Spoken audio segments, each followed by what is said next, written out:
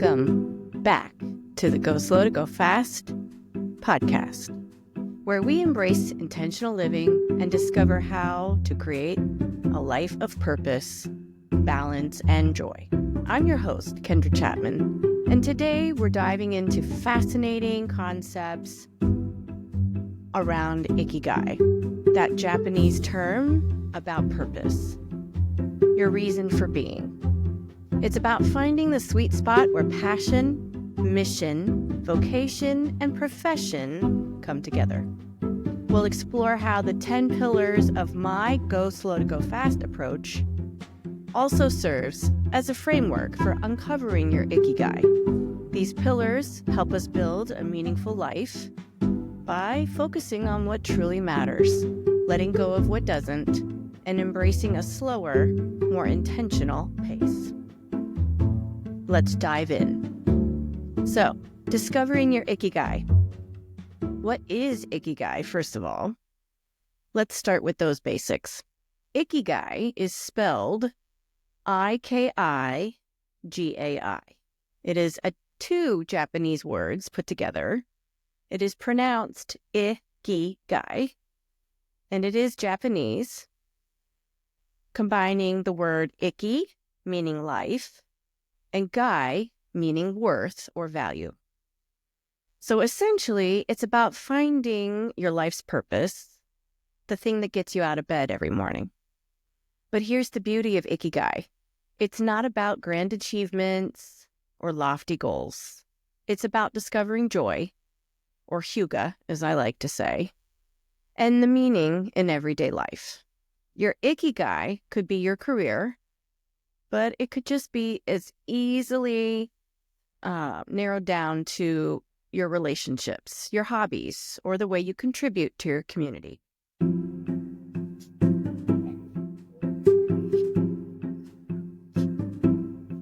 So I've really honed in on the concept of Ikigai these last couple of years as my family and I were in the process of drafting our plans to build our dream home and then moving across states to live a different life.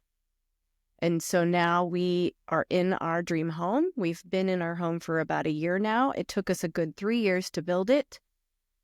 We started breaking ground around COVID time and just a little bit before COVID. And then we finished this time last year. So in 2023, the end of 2023 as we started 2024. And so now I've been in my dream home for a year and I'm taking stock as I head into 2025 about what I want to do next. And so my dream is to have a more purposeful life as I make a home base in this dream home of ours and then start to grow this podcast. I want to reach out and connect with a like-minded community. So if you're listening to this podcast, thank you for being here. And I hope you stay through the end and we can figure out this purpose for life together. And so how do I connect to Ikigai in my daily life? Well, I've created 10 pillars to really hone in on what my purpose is in life. And I'm taking these concepts with me into the 2025 year. So that's where my Go Slow to Go Fast lifestyle comes into play. These pillars provide a framework for discovering and living in alignment with my purpose. So I'm here to share with you those 10 pillars. So the first one I shared in my first podcast. If you haven't listened to that, please go back and listen in on hyuga. It is a Danish concept which really just means cozy and comforting. And so whatever you can do to bring hyuga into your life, it'll be more cozy. And so I find joy in that every day, finding those comforts and connection in seeking out hyuga. So that's my number one pillar, is really creating that small moment every day of hyuga. which creates happiness for me as I feel cozy in my space, either at home or at work. My second pillar for the go slow to go fast lifestyle is less is more. Simplifying my life has really helped me, definitely as I've moved across states. We were in a rental house for a while, then we moved into a farmhouse that was on our property as we were building our new log cabin. And so we really had to pare down with each move. And so as I went through my belongings and really cut down on a lot of things, I realized, a lot of the things in my boxes that I had packed away for the last 3 years before moving into this house, I didn't need, I didn't use. So I was realizing that less is more. To really simplify my life makes sense, and I can really make room for more of that Ikigai, that purpose. So that physical and mental clutter can really obscure your purpose. So if you take that mindset into your life day to day and think about that less is more, really even thinking about that Marie Kondo approach, right? What brings you joy? Sort out your things. Think about what you can give away, what you need to keep, and what you can repurpose. And so that really has helped me over the last couple of years or few years that I've been in a transition moving to now being in a simpler space. I didn't want to bring all that clutter with me. So I've adopted that less is more attitude. My number 3 pillar is alignment. So really thinking about Ikigai and how I can align my beliefs into my actions really helps me focus on my purpose. And so staying true to your values and passions can really help you focus in on what your Ikigai is. And when you match those, life is going to feel more meaningful. And so I definitely seek that alignment in my day-to-day. My next pillar is stillness. I don't do this as well without practice every day. So I really have to take time to practice that stillness. And I read a book about stillness a couple of years ago when I was first moving into that farmhouse on our property. We didn't have space for things like a microwave in our kitchen. We didn't have the wattage. It was an old farmhouse. It didn't have the electrical wiring that had been updated yet. And so we couldn't bring things like microwaves into the house. And so I really had to simplify my cooking process for cooking meals and reheating meals for my family and myself. And then I really had to think about what was I going to do every day, because we didn't have the basic heating in this house either. There was no heat. So we had to bring in heaters that we could install on the wall and have those comfy layers of blankets and think about other heat sources in our house for the next year and a half that we spent on the farm while we were building. And so I really thought about ways to stay motivated in that space of not having the heat and comfort that I'm used to, and having a microwave for like little things like popcorn and stuff. So I really started to think about ways to be still and have that mindful practice so I could really focus on what I wanted in my day-to-day. And so I read a book, Stillness is the Key, and that really helped me focus in, by Ryan Holiday. Stillness is the Key. That definitely got me thinking, like, if that is the key and I can do that more, then I think more will come. And that's where I started to really develop the idea of go slow to go fast. I started thinking, I want to write about this. I want to speak about this. And that's where I really started to develop my ideas around how to make that work for me first. Because I thought I can't speak to it and I can't make it make sense for others if I can't basically walk the talk And so Stillness is the Key. It was a great book, great read. I'll probably read it again this year just to remind myself of the little things that I can do to have those quiet moments to myself, to really align, right, in my space, have that simple space around me where there's not a lot of clutter, really getting into that mindset of being still. And then, I think there's a time for being still so I can meditate and listen to what comes in. And then there's a time to move. And so my next pillar is movement. And I'm not running marathons. I'm not that person anymore. I never ran a marathon, but I used to be an athlete, pretty active in my childhood into my 20s and 30s. But after a while, I had to give that up because my knees were going bad. I have arthritis. I have to be really mindful of my joints. And so now yoga, walking, and if I can, get to a pool, swimming. Those are my three ways that I move. And that brings me joy. And that allows me to be still.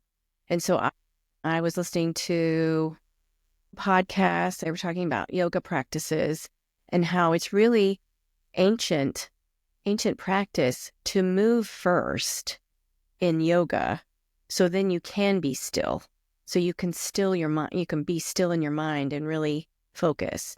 And so that connected for me just in the last year of that's why I'm so restless when I try to sit and be still and meditate. And then I find myself stretching and moving and finding a comfortable spot. So really it's better for me to do my yoga, and it can be 10 minutes. There are so many YouTube videos on 3, 5, 10 yoga stretches that you can do for 3, 5, 10 minutes. I mean, it doesn't have to be 30 minutes, doesn't have to be 20 minutes.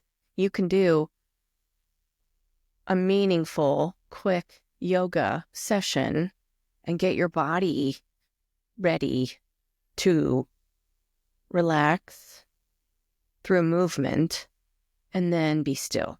So there are ways to, get all those pieces into play at the right time. But if you're somebody who needs to meditate first, then do yoga, then you know your body better than anybody. And so for me, I need to do some movement first. It can be stretching, it can be yoga, and then go into some sort of meditation where I like to do writing while I'm meditating, do some visualization and some breathing. And so in movement, it can be just breathing, where you're breathing in and breathing out, making sure that your belly is expanding when you're breathing in and then contracting when you're breathing out, and really practicing that breathing. I like to do the 4-box breath, where you're breathing in for 4, holding it for 4, out for 4, and then holding it for 4, and then back in for 4. So you go 4, 4, 4, 4. You can do this 3, 3, 3, 3, 4, 4, 4, 4, 5, 5, 5, 5, and keep stretching it out if you can. But breathing is movement, so that would work too. And some days I can't do anything other than some neck stretches, some shoulder stretches, and breathing. And that's okay. I'm going to go slow to go fast. And that's something I keep reminding myself all the time. It's okay. I need to work with my body where it is, my mind where it is, and not take it out on myself. So movement exercises and energizes my body and my mind, and it prepares me to live intentionally in my go slow to go fast mindset and lifestyle. Structure, that's my 6th pillar, and that is where my planning really helps me. I really try to do this at the beginning of every week to plan out my week so I know what's coming, what to expect each day, and plan out my blocks of time on my schedule. So then as I head into my week, I'm practicing those good habits. I'm really thinking, okay, this is what I need to get done this week. And I really think about it in 3s. I'm a mom of triplets. 3 has always kind of been my thing anyway. I feel like it's helpful to think of 3 things at a time. It's manageable. So if I can think of 3 things I want to get done in a week that are big, and then narrow that down to what 3 actions can I take every day to get those 3 things done, the better I'm going to feel. I'm going to feel like I've accomplished my goal, and I'm going to feel like I've been productive. So structure. Everything from planning my meals on Sundays to planning my schedule, building out my calendar, and then writing down those 3 things that I can do each day to make sure I meet my big 3 of that week. That's going to make me feel like I'm winning, basically. Yep. So, structure. It helps me turn those good habits into aspirations into actionable goals. So then, as I'm doing all these things, I need to also build in time for relaxation. And I have no problem doing nothing until I have to be still. So I've learned I can be still on the couch, and that's still relaxing, and that's okay. And relaxing for me is watching a movie, reading something on my laptop. I love doing genealogy. And so I can do that on the computer and feel like my body is relaxed and my mind is learning. And so I feel like I have that purpose. Relaxing can also be just hanging out with my kids, but that tends to not bring me or my body relaxation. But I do definitely hit that later. That's my 10th pillar, which is fun. So I would say relaxing is just really where I'm vegging. I'm resting.